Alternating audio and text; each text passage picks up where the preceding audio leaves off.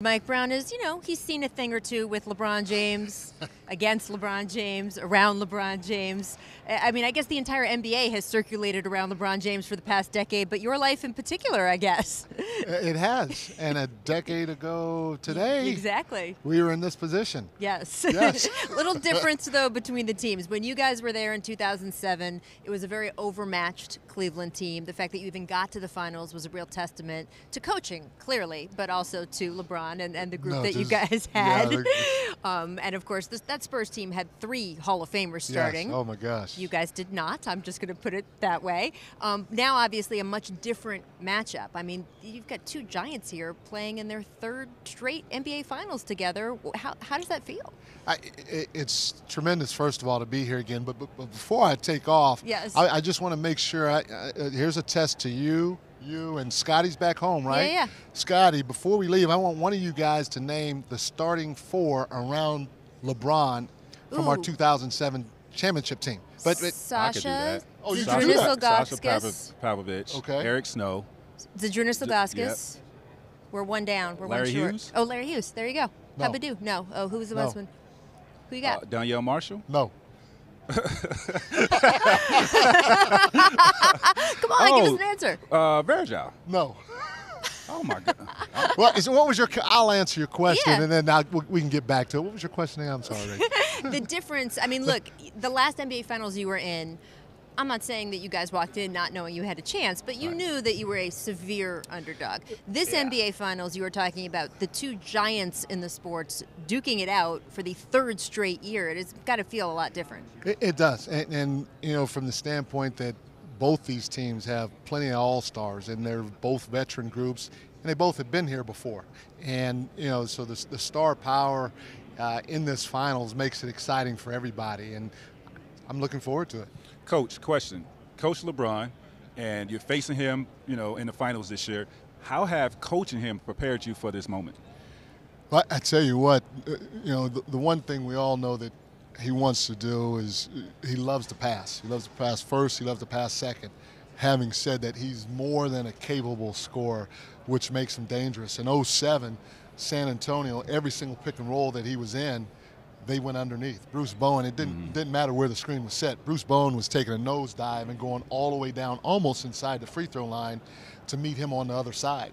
And that caused a lot of problems for us because he had a lot of pressure to make plays and or score the basketball back then. Now you can't do that to him. Right. He's shooting over 40% from the 3. Not only can he win a game, but he can win a series if you're not careful how you play the pick and roll. So there is a mindset knowing what he wants to pass. But now, with the way he plays the game, he can score, and he can score in every possession if you're not careful. What about the guys now? I mean, you've had to adjust to coaching KD, adjust to coaching Steph. By the way, this is not the hardest thing in the world for a coach to have to do. I have to figure out how to coach these guys, Clay, Draymond. But what have you learned about their temperaments in terms of not just the X's and O's, but how you need to work them through a game? The first thing is they're all veteran guys, and they're veteran guys that have had a lot of success already in their careers. And this is a little different than when I had LeBron the first time. When I had him, he was young. He hadn't been to the playoffs yet. And so we were still both shaping our careers and learning on the fly. This is more like, how can we, work together? Not me being the coach and them being the player, but it's same with Steve. How does Steve work well with those guys? How can he get the best out of them, and how can they help him be the best? And so that's what it is with these guys. You just try to put them in different positions out on the floor to have success, but you also ask them for input. And at the end of the day, you can't do everything they say. You have to try to make the decision that's best for the team, but getting input from guys like KD, guys like Draymond. Guys like Draymond has Steph. input? I'm shocked. I'm shocked to hear that Draymond has any input. Just a little bit. Speaking of Steve, Coach, what have you learned from being around Steve this year?